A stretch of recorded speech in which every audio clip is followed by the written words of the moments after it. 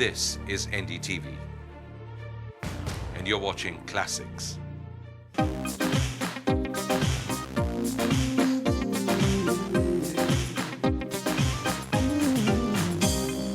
मेरा नाम रश्मि आनंद है।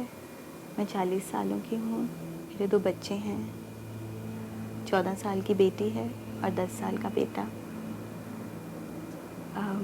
कलकत्ते में पली बड़ी हुई हूँ और शादी के बाद दिल्ली आई। अरेंज्ड मैरिज थी। लेकिन रश्मि की शादी एक भयानक सपना थी। पति ने शुरुआत से ही अपना हक जमाने के लिए उसके साथ मारपीट शुरू कर दी। छोटी छोटी चीज़ों पे हाथ उठता था। ऐसी कोई हड्डी नहीं है मेरी जो टूटी नहीं है। इनफैक्ट कभी कभी मैं बैठे बैठे हंसती भी हूँ अपनी मदर के साथ कि होम्योपैथी में तो मैं एक्सपर्ट हो गई। सिम्फाइटम में मेडिसिन जो हड्डी रिपेयर करती है, मैं तो थोक में लेती थी। But it was a very difficult life and I am glad I am out of it. अपनी तकलीफ को शायद रश्मि सह भी लेती, लेकिन बच्चों का हाल उससे देखा नहीं गया और वो शादी से बाहर निकलने की हिम्मत कर पाई। मेरे बेटे ने इतनी वायलेंस देखी कि वो बात करना उसने बंद कर दिया। और जब रश्मि ने घर छोड़ने का फैसला किया तो उसके पास कुछ भी नहीं था, लेकिन हिम्मत थी और सर उठाकर जीने की चाह। 10 साल में जी नहीं हूँ। I want to live and every woman should live. Don't suffer at all. Rashmi के इसी जज्बे को हम सलाम करते हैं। रश्मि ने हिम्मत की, 10 साल वो जी नहीं और आज जीने की जो उनकी चाह है और जिस तरह से सर उठा के वो जी रही हैं, उसके लिए आप सबसे गुजारिश है कि उनकी दाद दीजिए। और बहुत बहुत शुक्रिया रश्मि कि आप हमारे साथ यहाँ पर आई हैं। Thank you. हम बात कर रहे थे कि सबका ख्वाब होता है कि खुशहाल घर हो, सपना होता है कि कोई आएगा और हमें अपने साथ, जो एक प्रिंस चार्मिंग की बात करते हैं, हम लेकर जाएगा, सुखी संसार होगा हमारा। आपने भी ऐसा सोचा तो ज़रूर होगा। You know, I never really thought. सोचते नहीं हो। जब यंग होते हो तो आप सोचते हो कि बस जिंदगी मेरे कदमों में है, जैसे ले जाती है आप चली जाते हो। एंड सडनली एक कॉन्फ्रंटेशन होती है उन हादसों से जो आपके कभी दिमाग में नहीं आती। इतना गुस्सा क्यों एक आदमी में है, मेरे को आज तक कभी समझ नहीं आई। आपकी हड्डियां टूटी, एक एक हड्डी टूटती थी आपकी रिब्स टूट गई थी एक बार। क्या हो गया था उस वक्त? उस वक्त छोटी सी बात थी। मैं अपनी बेटी को स्कूल से लेने गई थी और गाड़ी लग गई। खड़ी हुई गाड़ी किसी ने आके थोड़ी सी मार दी। अगर मैं बताती नहीं तो शायद उनको पता भी नहीं चलता, जो घर में सारे थे। लेकिन मेरी कभी हिम्मत नहीं हुई थी कि मैं ऊपर उठ के भी आंख उठा के भी देखूं जब गुस्सा आता था इन लोगों को। और उस टाइम खामोश रही, सब कुछ सुन लिया, अपने कमरे में चली गई। लेकिन इतना गुस्सा था उस आदमी में, आके मेरे पीछे मार कुटाई बिल्कुल शुरू कर दी। वो पहला समय था जब मैं। क्या किया उन्होंने? अब आपको लगातार थप्पड़ों मारा, से मारते रहे? धक्का दिया, मारा, सब कुछ किया। मेरे ऊपर बैठ के थप्पड़ मारे।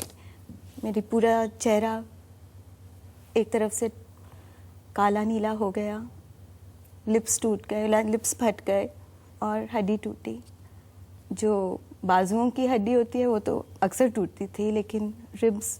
बाजुओं की हड्डी अक्सर टूटती थी? अक्सर टूटती थी। क्या होता गुस्सा, हर छोटी चीज़ को जब अपने दिमाग में आप बड़ा कर दो तो वो बड़ी चीज़ बन जाती है। कभी आपने कोई रिएक्ट किया? हिम्मत नहीं होती थी। एक तो मैं 5 फुट नथिंग हूँ, मेरा एक्स हस्बैंड 6 फुट का था। और फिजिकली इंटिमिडेशन जो होती है वो बहुत डरावनी होती है। माँ बाप को पता था ये सब कुछ किस तरह से हो रहा है आपके साथ? आई नेवर टोल्ड देम कि रेगुलरली होता था। जब उन्होंने ये देखा मुझे इस हालत में, तो उन्होंने सोचा कि एक बार ही हुआ है, शायद ट्राई करने की। रिब्स टूट गई थी आपकी, तो आपको यहाँ अस्पताल में भर्ती कराया गया या आप उसी हालत में अपने माँ बाप के पास चली गई? मेरी नानी इधर रहती थी जी। तो मैंने अपनी नानी को बोला और अगले दिन मैं कलकत्ते चली गई जहाँ पे मेरे पेरेंट्स रहते थे उस टाइम, और वहाँ फिर मेरा नानी ने इलाज आपका हुआ। बहुत साथ दिया है।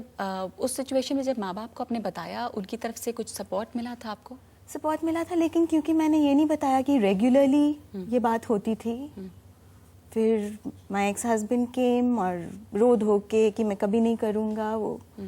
कभी मैं वापस पछतावा चली होता गई। था उसको इस तरह की हरकत करने पर? आई थिंक पहले 1-2-3 बार ज़रूर कुछ पछतावा दिखाई तो दिया, क्योंकि रोता था, फिर नहीं करूँगा, कभी नहीं होगा। बस कहने की बात थी, वो होता कहने की अक्सर बात था। थी। और एक बार ही ऐसे हादसे फिर होते हैं तो there is no coming back. जब तक मेरा बेटा आया उस टाइम से बहुत ही बुरा था। मेरी बेटी के time I can tell you कि मेरी बेटी के टाइम एक बार मैं हॉस्पिटल में थी, अपने बेटे के साथ 2 बार ही थी। जब आप प्रेग्नेंट थी उस दौरान भी मारपीट नहीं रुकी? नहीं रुकी। इस तरह की मारपीट क्या दिखाने की कोशिश करते थे कि तुम एक ऐसी चीज हो जिस पे मेरा पूरा हक है और मैं कभी भी तुम्हें मार सकता हूँ? Everything is about control and you can't control people. तो आपने कभी गुस्से में पलट के हाथ उठाया? नहीं, आंख नहीं उठाई, आप हाथ की बोल रहे हैं। डर लगता था? बहुत। गुस्सा आता था? हाथ नहीं उठा सकते थे, लेकिन अगर मैं हाथ उठा नहीं सकूं किसी के ऊपर और मुझे गुस्सा आता है, उस टाइम आपका दिमाग खाली हो जाता है। लेकिन क्यों बर्दाश्त किया आपने इतने साल तक? सालों बर्दाश्त किया? 10 साल बर्दाश्त किया। पहली बात तो ये होती है, मेरी बेटी she was born immediately after the marriage, तो यही होता है कि कहाँ जाऊंगी, कैसे अकेले ज़िंदगी गुजारूंगी, मेरी बेटी का क्या होगा। और हमारी सोसाइटी में divorce is not still a very accepted thing. जी, खास करके ये मिडिल क्लास में Yes. बहुत बड़ी प्रॉब्लम है। यही मैं यहाँ पर बताना चाहूंगी कि हम जो सोचते हैं कि शायद जो कोई जो औरत हमारे घर पे काम करने आती है या सिर्फ गरीब तबका है, अनपढ़ तबका है, वहां पे इस तरह की मारपीट होती है और अधिकार की लड़ाई, ये बिल्कुल गलत है। मेरे साथ, आपके साथ, हमारे जैसे लोगों के साथ, रश्मि हैं, पढ़ी लिखी औरतें, उनके साथ भी ये हो रहा है। Yes, every strata of society. ये नहीं है कि खाली यहाँ होता है और खाली यहाँ होता है, नहीं, हर जगह होता है, लेकिन हम लोग बात नहीं करते, हम लोग बात क्यों नहीं करते हैं रश्मि? क्या शर्म डर है? होती है, लोग क्या कहेंगे, फैमिली में क्या असर होगा, मेरे पेरेंट्स को के ऊपर क्या असर होगा, मेरे बच्चे का क्या होगा, और भी बिगड़ सकती है हालात। आप एक औरत हर वक्त चाहेगी कि मैं अपना घर बना के रखूं। ये कोशिश होती है कि अपना घर बचा के रखे। वैसे में औरत कभी अपने बारे में नहीं सोच पाती नहीं। कि मेरा क्या है।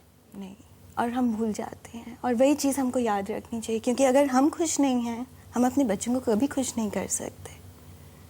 ये बात हम लोग भूल जाते हैं, ये बात भूलनी नहीं चाहिए, क्योंकि सबसे ज़्यादा जो सफ़र करते हैं वो बच्चे होते हैं। एक इंसिडेंट है, परिणीता एक मूवी है, हम लोग देखने गए थे। उस टाइम मैं 3 साल बाहर आ गई थी, लेकिन उसमें एक्टर ने एक्ट्रेस को एक थप्पड़ मारा। वो 3 दिन वो बच्चा सोया नहीं उसके बाद। क्योंकि ये चीजें उसने अपने घर में देखी थी। और टीचर्स को जाके पूछता था, आपकी शादी हुई है, आपका हस्बैंड आपको मारता है। ये जनरल कॉन्वर्सेशन थी, लेकिन अब धीरे धीरे मेन स्ट्रीम में आ रहा है, ठीक कर रहा है। यानी उसके जहन में यही बात थी कि अगर किसी की शादी हो तो उसका हस्बैंड उसे मारेगा। इतना कुछ सहने के बाद, से गुजरने के बाद, आपके दिल में गुस्सा नहीं उस आदमी के खिलाफ? अब मैं बहुत दूर पहुंच गई हूँ, अब नहीं है। उसने मैं दोबारा अपने- शादी कर ली है? उसने दोबारा, यस, बच्चा भी है उसका। और वही मैं सोचती हूँ कि जब मेरी किताब आई, जब मैंने बात करना शुरू किया है बाहर, अब अगली बीवी के साथ तो थोड़ा सोच समझ के ही चलेगा। आपको ये और लगता है कि चलना कम से कम अब वो दूसरी बीवी के साथ मारपीट नहीं करेगा? हर बारी जब एक औरत बाहर बोलेगी तो 10 आदमी हाथ उठाने से पहले 10 बार सोचेंगे। बेटी आपकी मिलना चाहती है अपने पिता से? नहीं, बिल्कुल नहीं। कभी मेरे मिली बच्चे थी? नहीं देखना चाहते। माँ को उसने इस सारे हालत में देखा है, तो आदमियों के लिए शादी के प्रति, कि शादी करना चाहती है, उसे क्या लगता है, डर दिल में बस गया है? जब बच्चे एडवर्सिटी देखते हैं ना, तो वो बहुत स्ट्रांग हो जाते हैं। और आई थिंक इतने एग्जाम्पल्स हैं खुश मैरिजेस की। जी। Like I believe in marriage even now. I don't think कि I would tell my daughter कि never trust a man. No, it's not true. No. बड़ी बात है ये. मालदीप सिद्धू इस वक्त हमारे साथ हैं, वकील हैं दिल्ली में हाई कोर्ट में. मालदीप, ये जो 2005 का डोमेस्टिक वायलेंस एक्ट है, जिसकी ये कॉपी है, 2005 में ये एक्ट बना, उसके तहत किन चीज़ों को हम डोमेस्टिक वायलेंस में, घरेलू हिंसा में शामिल कर सकते हैं? कोई इनको फोर्स कर दे, अपनी कोई नौकरी करती हो वो छोड़ दे मेंटल टॉर्चर के वजह से, तो इनको वहाँ भी कॉम्पेंसेशन मिल सकती है. मॉनेटरी कॉम्पेंसेशन, प्रोटेक्शन मिल सकती है, घर में रहने के लिए प्रोटेक्शन मिल सकती है, वायलेंस से प्रोटेक्शन मिल सकती है. इस एक्ट में प्रोवाइडर्स हैं, प्रोटेक्शन ऑफिसर्स अपॉइंट किए गए हैं जो इनके घर जाके पता भी कर सकते हैं कि वायलेंस हो रही है और मैजिस्ट्रेट को रिपोर्ट करेंगे. रश्मि, आपने शुरुआत कहाँ से की थी? आपने कंप्लेन, शिकायत की कहीं? Yes, crime against women cell. उन्होंने मेरी मदद की बहुत आपकी? मदद की. I fought a lawyer. My ex husband was a lawyer. तो वो यूज्ड टू टेल मी कि 10 साल कोर्ट में धक्के खिलवाऊंगा, उसके बाद रेंगती हुई आओगी. लेकिन वो आपको कहते थे कि रेंगती भी वापस मेरे पास Yes. आओगी. यहाँ भी एक हक, एक अधिकार Of जमाने की course. कोशिश.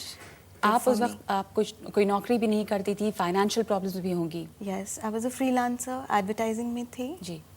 थोड़ा बहुत जितना कर सकती थी. मेरी बेटे की प्रॉब्लम्स थी, हर किस्म की प्रॉब्लम्स थी, लेकिन भगवान का साथ बहुत होता.